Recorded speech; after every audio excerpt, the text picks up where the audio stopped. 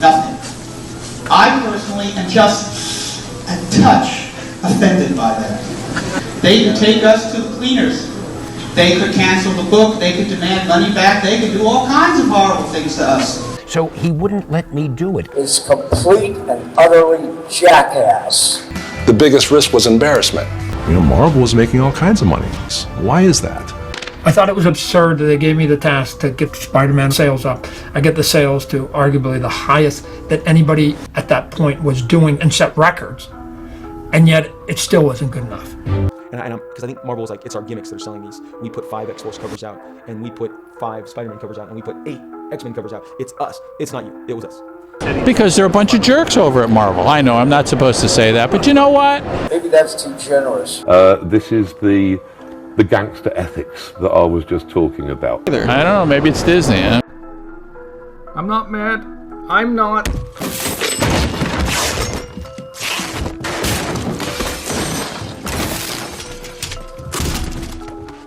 Well, the sexy story. Now, George and I signed a contract with Marvel Comics and Image. They could take us to the cleaners. They could cancel the book. They could demand money back. They could do all kinds of horrible things to us. Instead, what Marie Javins said to us was, look, just get the book out as soon as you can.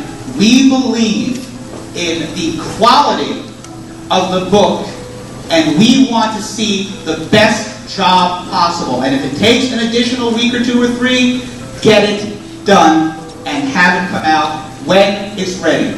That is the cherished respect for freelancers that Todd.Mcfarlane put forward so many months ago in CBG, and which to a very large extent, Image has not been able to really live up to.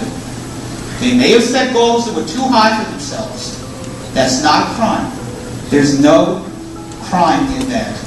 What is a crime is to state that I have been putting forward lies and rumors about them, and when asked point blank to name one, ultimately Todd couldn't. That is what you should be concentrating on here today. That the reason for this debate is a non-existent one. There is no reason for everyone to be here. I'm glad you had a good time. I'm glad that you've enjoyed it.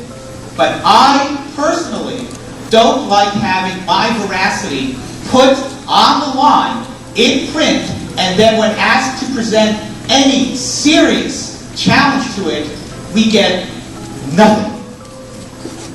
Nothing. I personally am just a touch offended by that. Okay, using the Lenny Dykstra. Okay, we'll be Lenny Dykstra. Yeah, we swing at the ball in the dirt. But the point is that at least we got to the point where we're in the playoffs. Now, I find that what happened was when I first started to think about Image Comics with Rob Liefeld and Eric Larson, we were the 3 spearheads. My idea was that we wanted to have a union. I just felt that the working conditions in terms of both pay, the way that we were given information to the companies, the way that they asked for information from us was not right. When we went into the office with Terry Stewart that fateful day in December to quit, his opinion and his quote to us was, it's an entertainment business and this is how it's always been. We exploit you and it will always be that we will exploit you. And for Tom DeFalco, well, it was good enough for me, why shouldn't it be good enough for you?